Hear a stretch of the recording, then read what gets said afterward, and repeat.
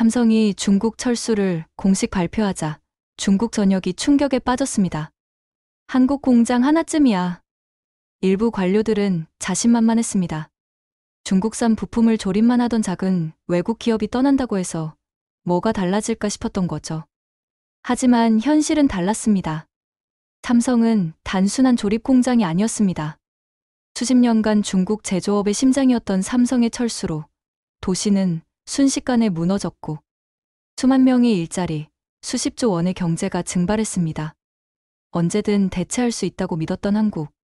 그러나 그 작고 끈질긴 나라가 떠나자 그 누구도 예상하지 못한 거대한 공백이 남았습니다. 도대체 그 사이 중국에서는 무슨 일이 있었던 걸까요? 왜 삼성은 중국이라는 초대형 시장을 뒤로한 채 결단을 내린 걸까요? 지금부터 그 모든 사건의 중심에 있었던 제가 충격적인 진실을 전해드립니다. 영상이 마음에 드셨다면 구독과 좋아요 부탁드립니다. 감사한 마음으로 이야기 시작하겠습니다. 저는 리와입니다. 중국 상무부 부국장으로 일하고 있죠. 그날은 정말 평범한 월요일이었는데 장쯤 차관님이 갑자기 저를 부르셨어요. 리와, 삼성 문제 알고 있나? 장쯤 차관님의 목소리에는 분노가 가득했습니다. 기술 이전을 거부했다고? 고작 인구 5천만 명짜리 작은 나라 기업이 우리 중국을 무시하는 거야. 사실 저도 당황스러웠어요. 삼성이 우리 정부의 기술 이전 요구를 정면으로 거절했다는 보고서를 받았거든요. 반도체 기술 공유를 요청했는데 삼성 측에서는 기업 기밀이라며 이런 지하에 거부했죠. 차관님, 삼성은 글로벌 기업이라서 쉽지 않을 것 같은데요. 제가 조심스럽게 말씀드렸지만 장쯤 차관님은 코웃음을 치셨습니다. 글로벌? 그냥 조립이나 하는 공장 아닌가? 우리가 압박하면 금세 무릎 꿇을 거야. 차관님은 책상을 탁 치며 말씀하셨어요. 언론부터 움직여. 삼성이 중국을 무시한다고 대서특필하라고 해. 그때만 해도 저도 차관님 말씀이 맞다고 생각했어요. 중국은 14억 인구의 거대한 시장이니까요. 삼성 같은 기업이 우리를 외면할 리 없다고 믿었죠. 그리고 리와 협력사들을 통해 기술 자료 좀 빼내봐. 삼성이 직접 안 준다면 다른 루트를 써야지. 차관님의 지시는 점점 구체적이었습니다. 저는 곧바로 우리와 거래하는 삼성협력사 대표들을 만났어요. 여러분도 아시겠지만 중국 시장이 얼마나 중요한지 말이죠. 삼성이 너무 비협조적이니 여러분이 도와주셔야 합니다. 협력사 대표들은 난색을 표했지만 결국 일부 기술 자료를 USB에 담아 건네주었어요. 이 정도가 한계입니다. 더는 어려워요. 그런데 이상했어요.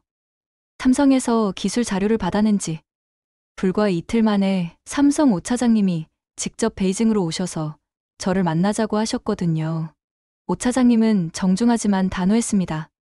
리와 부국장님, 우리는 누가 무엇을 가져갔는지 다 알고 있습니다. 기술은 나눌 수 있지만 신뢰를 훔치는 자에게는 줄 수 없어요. 그 순간 등골이 서늘해졌어요. 삼성이 우리 움직임을 실시간으로 파악하고 있었던 거죠. 이건 단순한 기업이 아니었습니다. 차관님께 전해주세요. 파트너십은 상호 존중에서 시작됩니다. 5차장님이 명함을 놓고 일어서실 때 저는 뭔가 큰 실수를 하고 있다는 직감이 들었어요. 5차장님이 돌아간 후 저는 장쯤 차관님께 보고드렸어요. 차관님, 삼성 측에서 강력히 경고했습니다. 우리가 뭘 했는지 다 알고 있다고 하더군요. 하지만 장쯤 차관님은 오히려 더 흥분하셨습니다. 뭘 안다고? 겁주기용 블러핑이야. 우리가 물러서면 안 돼. 더 강하게 밀어붙여야 해. 며칠 후 차관님은 더 과감한 작전을 지시하셨어요. 협력사 대표들 다시 모아. 이번엔 제대로 된 자료를 가져오라고 해. 저는 마음이 무거웠지만 지시를 따를 수밖에 없었죠. 협력사 대표 5명을 회의실에 모았습니다. 여러분, 이번이 마지막 기회입니다. 삼성 핵심 기술 자료를 더 확보해 주세요. 부국장님, 이미 위험 신호가 나오고 있어요. 삼성에서 보안 감시를 강화했다고 들었습니다. 한 대표가 걱정스럽게 말했어요. 걱정하지 마세요. 우리가 뒤에서 보호해 드릴 테니까요. 저는 그렇게 말했지만 속으로는 불안했습니다. 며칠 후 협력사들이 더 많은 자료를 가져왔어요. 설계도면, 공정 매뉴얼, 심지어 품질 관리 시스템까지요. 이 정도면 충분하겠죠? 그들도 조마조마했습니다. 하지만 기쁨도 잠시였어요. 그날 오후 삼성 베이징 사무소에서 공식 서한이 왔거든요. 기술절도 행위에 대해 강력히 항의하며 즉각적인 중단을 요구합니다. 더 놀라운 건 그 다음이었어요. 삼성에서 어떤 자료가 언제 유출됐는지 정확한 시점까지 명시해 놨더라고요. 마치 우리 행동을 실시간으로 감시하고 있는 것 같았습니다. 차관님, 이건 심각한 문제 같습니다. 삼성이 우리 모든 움직임을 파악하고 있어요. 제가 급히 보고드렸지만 차관님은 여전히 비웃으셨어요. 기술 하나 빼냈다고 난리치는 걸 보니 더 중요한 게 있나 보군. 계속 밀어붙여. 그런데 정말 예상치 못한 일이 벌어졌어요. 협력사 중 한 곳에서 갑자기 삼성과의 계약이 일방적으로 해지됐다는 연락이 왔거든요. 부국장님, 큰일 났습니다. 삼성에서 우리와 거래 중단한다고 통보했어요. 이유도 명확히 안 알려주고요. 협력사 대표의 목소리는 떨리고 있었습니다. 그리고 이틀 후엔 두 번째 업체도, 사흘 후엔 세 번째 업체도 같은 통보를 받았어요. 삼성이 우리와 연결된 협력사들을 하나씩 정리하기 시작한 거죠. 이상하네요. 삼성이 이렇게까지 할 줄 몰랐는데 저도 당황스러웠어요. 단순히 기술 자료 몇 개 때문에 비즈니스 관계를 끊다니요. 그때 오 차장님이 다시 베이징에 오셨어요. 이번엔 더 단호한 표정이었습니다. 리와 부국장님, 마지막 경고입니다. 우리는 중국 시장을 소중히 여기지만 신뢰 없는 파트너십은 의미가 없어요. 계속 이런 식으로 나오시면 우리도 다른 선택을 할 수밖에 없습니다. 그 순간 저는 깨달았어요. 우리가 상대하고 있는 건 단순한 기업이 아니라는 걸 말이죠. 오 차장님의 두 번째 경고 후 상황이 급격히 변하기 시작했어요. 가장 먼저 눈에 띈 건 협력사들의 변화였습니다. 부국장님, 삼성에서 물류 계약도 검토한다고 하네요. 한 협력사 대표가 급하게 전화를 걸어왔어요. 트럭 운송부터 포장재 공급까지 전부 재검토 대상이라고 합니다. 저는 이게 뭔 소리인지 이해할 수 없었어요. 단순히 기술 자료 문제로 물류까지 건드릴 이유가 있나? 하지만 현실은 더 심각했습니다. 일주일 만에 삼성과 거래하던 협력사 12곳이 계약 해지 통보를 받았거든요. 트럭 운송, 포장재, 부품 공급, 심지어 청소 용역업체까지요. 이거 완전히 우리를 타겟으로 하고 있는 거 아닌가요? 협력사 대표들이 모여서 항의했지만 저도 어떻게 해야 할지 막막했어요. 더 놀라운 건 그 다음 주에 일어났습니다. 삼성 본사에서 공식 보도자료가 나왔거든요. 중국 사업장 운영, 재검토에 착수한다는 내용이었어요. 당쯤 차관님은 여전히 낙관적이었습니다. 재검토? 그냥 협상용 제스처야. 삼성이 중국 시장을 포기할 리 없어. 14억 소비자를 버리고 어디 가겠어? 하지만 저는 점점 불안해졌어요. 삼성의 움직임이 단순한 협상 전술이 아닌 것 같았거든요. 차관님, 정말 삼성이 떠날 수도 있지 않을까요? 한번 진지하게 대화해보는 게 어떨까요? 그때 차관님이 저를 노려보시며 말씀하셨어요. 리와, 자네 겁먹은 거야? 한국 기업 하나가 우리 중국을 무시할 수 있다고 생각해. 사실 저는 개인적으로 삼성 측과 접촉해보고 싶었어요. 오 차장님이 명함을 주고 가셨으니까요. 하지만 차관님의 허락 없이는 어려웠죠. 며칠 후 더 충격적인 소식이 들려왔어요. 삼성이 베이징 본사 직원들을 본국으로 철수시키기 시작했다는 거예요. 부국장님, 삼성 베이징 사무소에서 핵심 인력들이 하나둘 한국으로 돌아가고 있어요. 제 부하 직원이 급히 보고했습니다. 이건 정말 심각한 신호였어요. 기업이 핵심 인력을 빼기 시작하면 철수 준비 단계거든요. 그날 밤 저는 용기를 내서 오 차장님께 개인적으로 연락했어요. 차장님, 한번 만나서 이야기할 수 있을까요? 오 차장님은 의외로 흔쾌히 응해주셨어요. 리와 부국장님, 개인적으로는 중국과 좋은 관계를 유지하고 싶습니다. 하지만 신뢰가 깨진 상황에서는 어렵죠. 그럼 어떻게 해야 할까요? 제가 간절히 물었어요. 기술 절도를 중단하고 책임자를 처벌하고 앞으로 이런 일이 없도록 보장해 주세요. 그러면 다시 대화할 수 있습니다. 하지만 이걸 장쯤 차관님께 말씀드리기가 너무 어려웠어요. 차관님은 끝까지 삼성이 굴복할 것이라고 믿고 계셨거든요. 리와 걱정 마라. 삼성 같은 기업이 중국 시장을 포기할 순 없어. 곧 다시 협상 테이블에 나올 거야. 그런데 그날 오후 정말 예상치 못한 발표가 나왔어요. 9월 15일 오전 10시 삼성에서 공식 발표가 나왔어요. 중국 내 제조 사업장 철수를 결정했다는 내용이었습니다. 저는 그 순간을 평생 잊을 수 없을 거예요. 회의실에 앉아서 뉴스를 보는데 다리에 힘이 빠지더라고요. 리와, 지금 뭔 일이야? 장쯤 차관님이 소리를 지르며 달려오셨어요. 삼성이 정말로 떠난다고? 차관님, 공식 발표가 나왔습니다. 6개월 내에 모든 생산 라인을 중단하고 철수한다고 해요. 차관님 얼굴이 새파랗게 변했어요. 이럴 리가 없어. 블러핑이야. 곧 돌아올 거야. 하지만 현실은 냉혹했습니다. 삼성 철수 발표 후 불과 2시간 만에 우리 도시가 발칵 뒤집혔거든요. 가장 먼저 터진 건 고용 문제였어요. 삼성 직접 고용 직원이 8만 명, 협력사 포함하면 20만 명이 넘었거든요. 하루아침에 이 사람들이 모두 실직 위기에 처한 거죠. 부국장님, 큰일 났어요. 삼성 공장 앞에 직원들이 몰려들고 있어요. 시청 담당자가 급히 전화했습니다. 저는 급히 현장으로 달려갔어요. 정말 충격적인 광경이었습니다.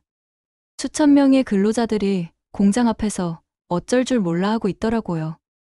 우리가 뭘 잘못했다고 이러는 거야? 한 근로자가 절규하듯 말했어요. 20년 동안 성실하게 일했는데 애들 학비는 어떻게 하라고 40대 여성 근로자가 울면서 소리쳤습니다.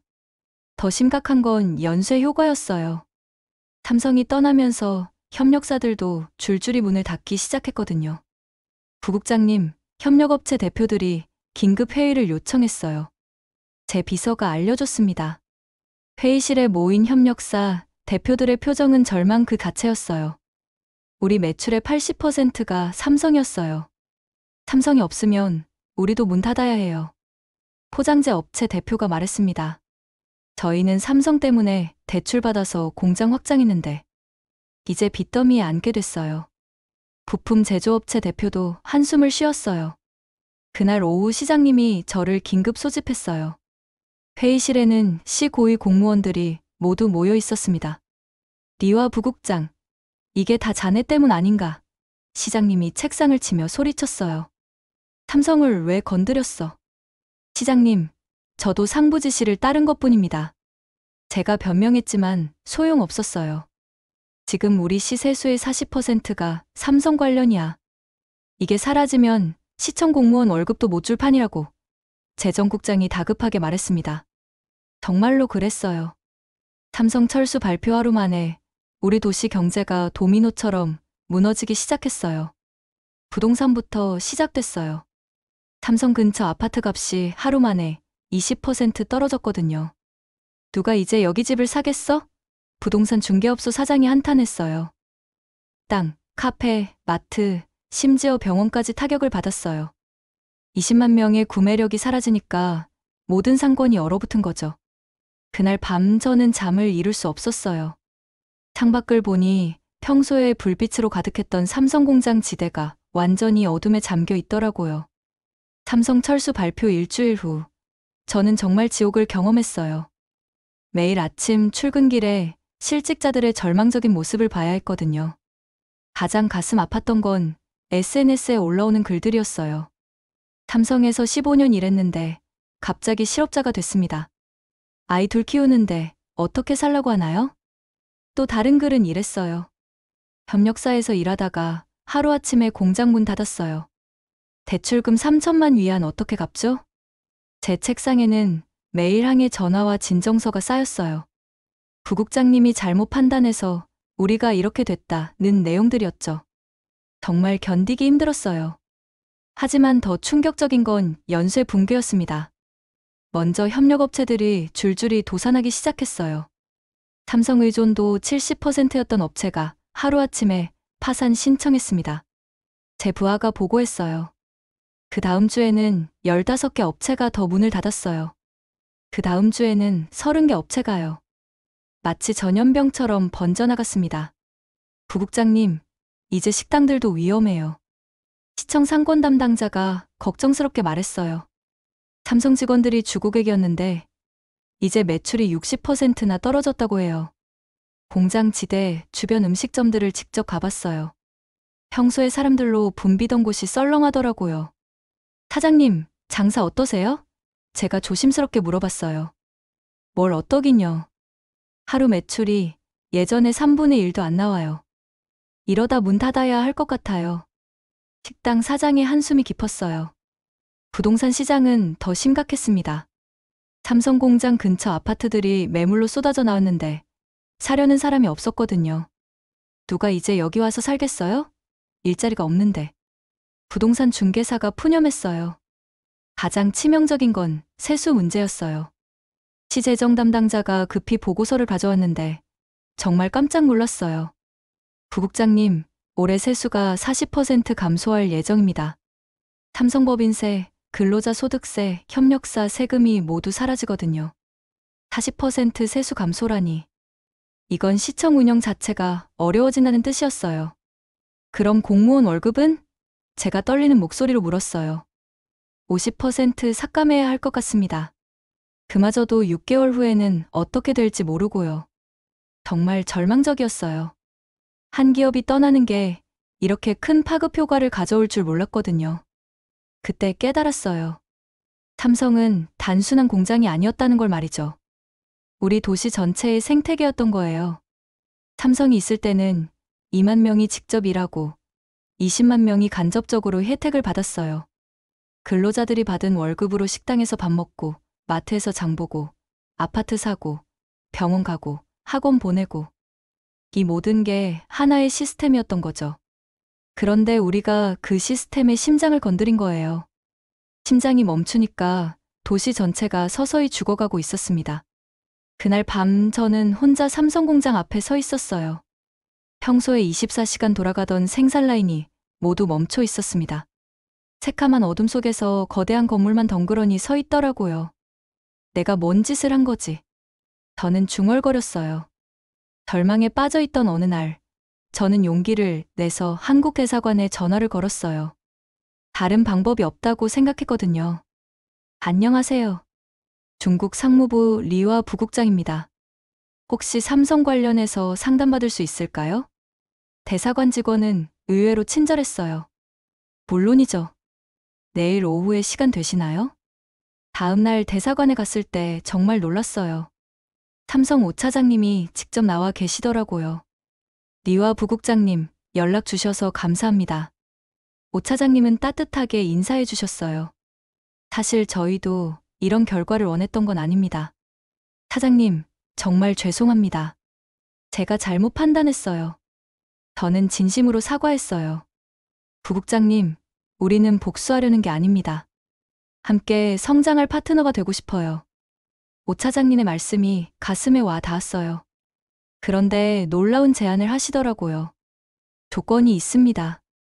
첫째, 기술 보호 관련 법률을 제정해 주세요. 둘째, 이번 사건 책임자를 처벌해 주세요. 셋째, 교육센터를 만들어서 올바른 기업 문화를 가르쳐 주세요. 교육센터요? 저는 의아했어요. 네. 기술은 나눌 수 있습니다. 하지만 신뢰는 배워야 해요. 서로를 존중하는 문화, 약속을 지키는 문화, 품질을 중시하는 문화를 함께 만들어가고 싶어요. 정말 감동적이었어요. 우리를 처벌하려는 게 아니라 함께 발전하자고 하시는 거였거든요. 만약 이 조건들이 충족되면 어떻게 되나요? 제가 조심스럽게 물었어요. 일부 생산 라인을 다시 가동할 수 있습니다. 하지만 예전처럼은 안 돼요. 신뢰를 회복하는 데는 시간이 필요하거든요. 저는 급히 시청으로 돌아가서 시장님께 보고드렸어요. 시장님도 처음엔 반신반의하셨지만 다른 대안이 없으니 시도해보자고 하셨어요. 좋아, 리와. 내가 협상 대표를 맡아라. 삼성 조건을 최대한 수용해봐. 가장 어려운 건 장쯤 차관님 문제였어요. 책임자 처벌이라는 조건 때문에 차관님을 건드려야 했거든요. 다행히 상부에서도 이번 사태의 심각성을 깨달았나 봐요. 며칠 후 장쯤 차관님이 해임됐다는 소식이 들려왔어요. 리와, 이제 내가 이 일을 책임져야 해. 새로운 상급자가 말씀하셨어요. 실패하면 너도 책임져야 한다는 걸 알고 있겠지? 저는 각오를 다졌어요. 이번이 마지막 기회라고 생각했거든요. 기술보호법 제정은 생각보다 빨리 진행됐어요. 국무회의에서 만장일치로 통과됐거든요. 외국 기업의 지적재산권을 보호하고 기술 절도를 엄벌에 처한다는 내용이었어요. 교육센터 설립도 승인받았어요. 한국식 품질 관리와 기업 문화를 배우는 센터라는 명목으로요. 한 달 후 오 차장님이 다시 베이징에 오셨어요. 이번엔 미소를 띠고 계시더라고요. 부국장님, 약속을 지켜주셔서 감사합니다. 이제 새로운 시작을 해봅시다. 정말 고맙습니다. 사장님께서 손을 내밀어주지 않았다면 우리 도시가 어떻게 됐을지. 저는 진심으로 감사했어요. 우리는 원래 친구가 되려고 했던 거예요. 이제라도 늦지 않았습니다. 장쯤 차관님이 해임되고 제가 공식 협상 대표가 된 후 정말 바쁜 나날이 시작됐어요. 삼성과의 신뢰 회복이 쉬운 일이 아니었거든요. 가장 먼저 한 일은 기술 보호법 시행령을 만드는 것이었어요. 단순히 법만 만들어 놓고 끝내면 안 되니까요. 부국장님, 이 법이 실제로 지켜질 거라고 삼성에서 믿을까요? 제 부하가 걱정했어요. 그러니까 더 철저하게 해야지. 말이 아니라 행동으로 보여줘야 해. 저는 직접 각 부서를 돌아다니며 새로운 지침을 전달했어요. 앞으로 외국 기업 기술 자료 요구는 절대 금지입니다.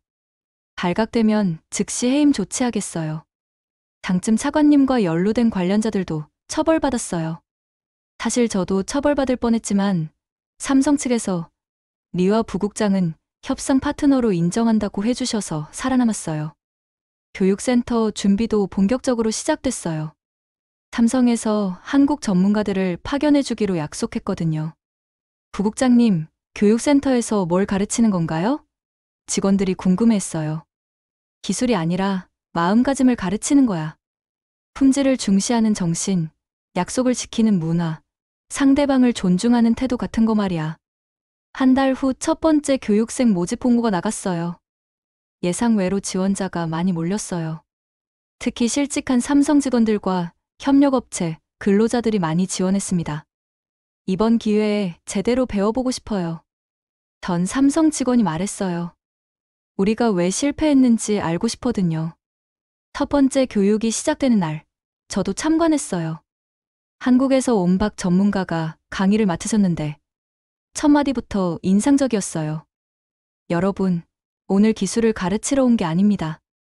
신뢰를 만드는 방법을 배우러 왔어요. 교육 내용도 예상과 달랐어요. 반도체 기술이 아니라 왜 품질이 중요한가, 고객을 어떻게 대해야 하는가, 팀워크란 무엇인가 같은 것들이었거든요. 기술은 복사할 수 있지만 마음은 복사할 수 없습니다. 삼성의 진짜 경쟁력은 기술이 아니라 신뢰였어요. 박 전문가의 말씀이 가슴에 와 닿았어요. 교육생들도 점점 변화하는 게 보였어요. 처음엔 언제 기술 배우나? 하던 사람들이 아, 이런 게 중요했구나 하며 깨닫기 시작했거든요. 2개월 후 국무회의에서 중간 보고를 했어요. 장관님들 앞에서 제가 직접 발표했습니다. 존경하는 장관님들, 그동안 우리는 착각하고 있었습니다. 기술만 가져오면 된다고 생각했거든요. 하지만 삼성의 진짜 힘은 기술이 아니라 시스템이었습니다. 무슨 말인가? 한 장관이 물어보셨어요. 삼성은 단순한 제조업체가 아니었어요.